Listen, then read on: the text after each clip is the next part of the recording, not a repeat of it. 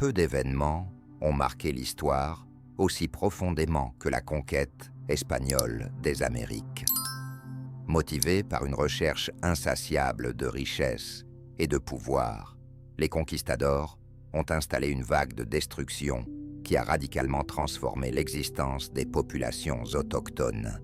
Cette vidéo explorera les atrocités commises par les conquistadors à l'encontre des Amérindiens, révélant les dures vérités de ce sombre épisode historique. Les conquistadors espagnols se sont engagés dans leurs expéditions avec des objectifs clairs et implacables, l'acquisition d'or et de richesses étant au centre de leur démarche.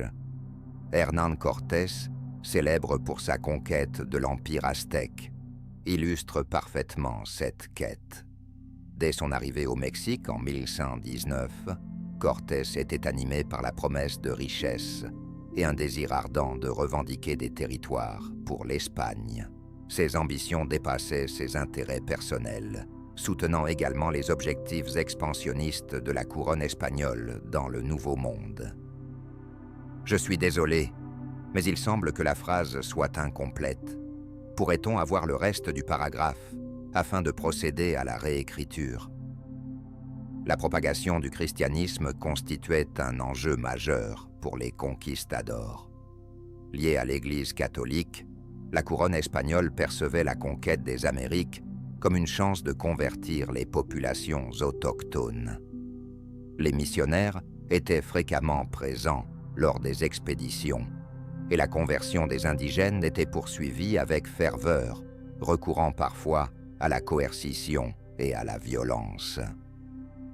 Les conquêtes des empires aztèques et incas se démarquent comme les expéditions les plus emblématiques, mettant en évidence les conséquences désastreuses de l'invasion espagnole sur les civilisations autochtones. La chute de Tenochtitlan en 1521 et la capture d'Atahualpa en 1532 signalèrent le commencement d'une ère de domination espagnole dans les Amériques. L'arrivée des conquistadors a inauguré une campagne systématique d'effacement des cultures indigènes, qualifiée de génocide culturel. Cela s'est traduit principalement par la destruction des religions, des langues et des traditions locales. Soutenus par des missionnaires, les conquistadors tentaient d'imposer leurs propres coutumes et pratiques.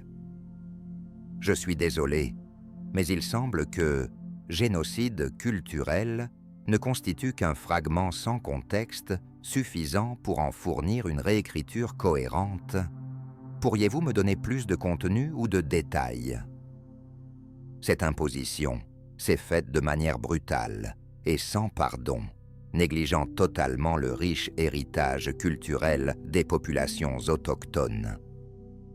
Un des aspects les plus tragiques de ce génocide culturel fut la destruction des codex, en particulier ceux des civilisations mayas et aztèques. Contenant des connaissances historiques et culturelles précieuses, leur incendie a entraîné une perte irréversible de la compréhension de ces anciennes cultures. Les Espagnols percevaient ces textes comme hérétiques et visaient à effacer toute trace des systèmes de croyances indigènes qu'ils évoquaient. Les traditions autochtones furent réprimées au profit de l'imposition des coutumes européennes.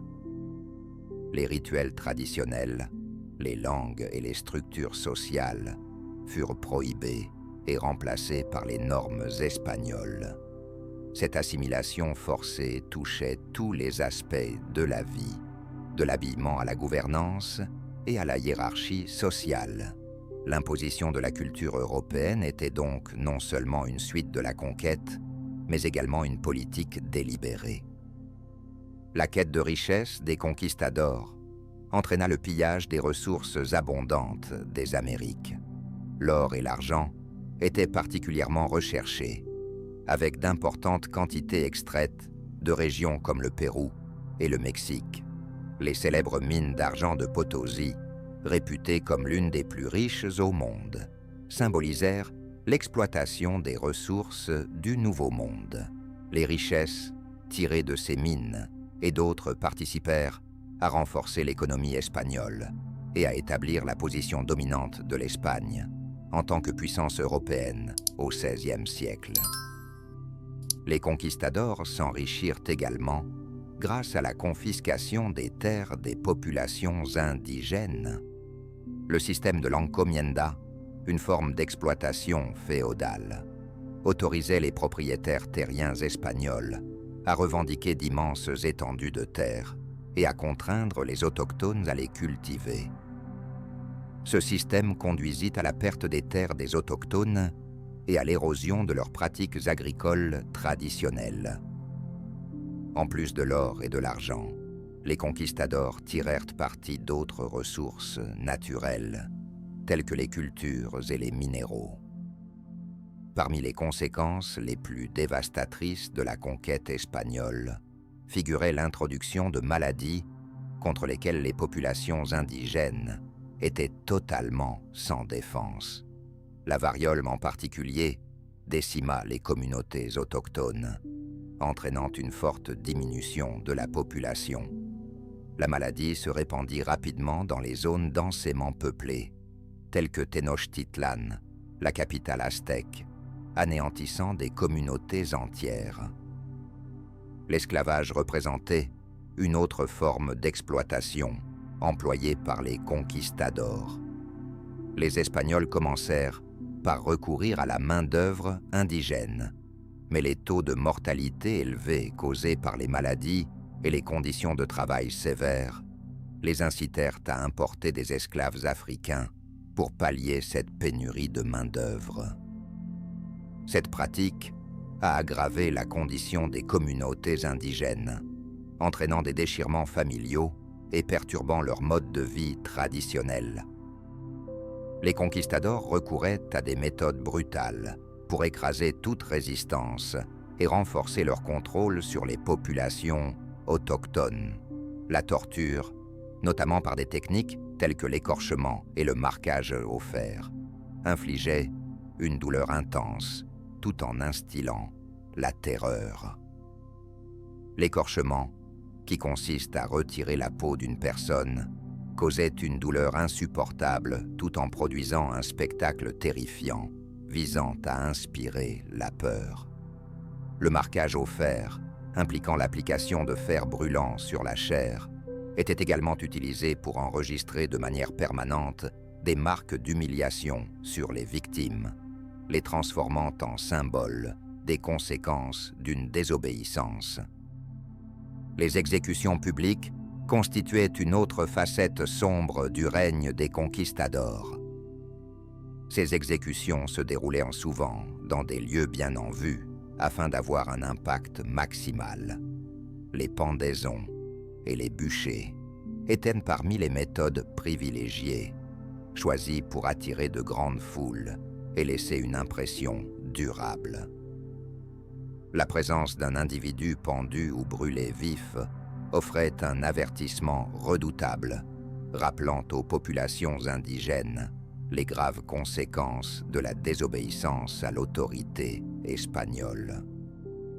Ces exécutions publiques dépassaient la simple punition, étant également une forme de guerre psychologique visant à décourager l'ensemble de la communauté. La mutilation était une autre méthode employée par les conquistadors pour affirmer leur pouvoir et sanctionner les résistants. Couper les mains ou les pieds, notamment pour les personnes accusées de vol ou de rébellion, était une pratique ordinaire.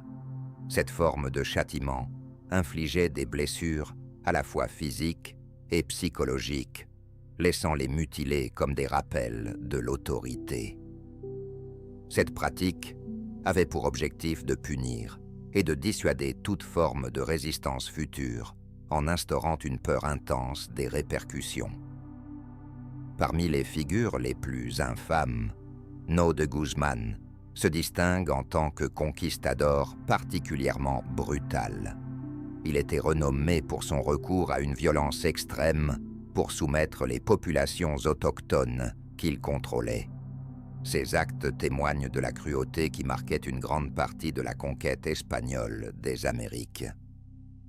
L'analyse des atrocités perpétrées par les conquistadors révèle non seulement la violence physique subie par les populations autochtones, mais également la terreur psychologique qui a conduit à leur soumission.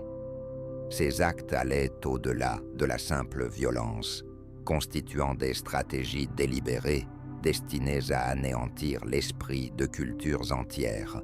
Les conquistadors employaient des méthodes sévères, allant de la torture jusqu'aux exécutions publiques. Les techniques cruelles des conquistadors, qui incluaient la torture, les exécutions publiques, la mutilation et la manipulation par la peur, ont marqué l'histoire de manière indélébile. Pour découvrir des réflexions plus profondes sur l'histoire, n'hésitez pas à aimer, vous abonner et activer les notifications.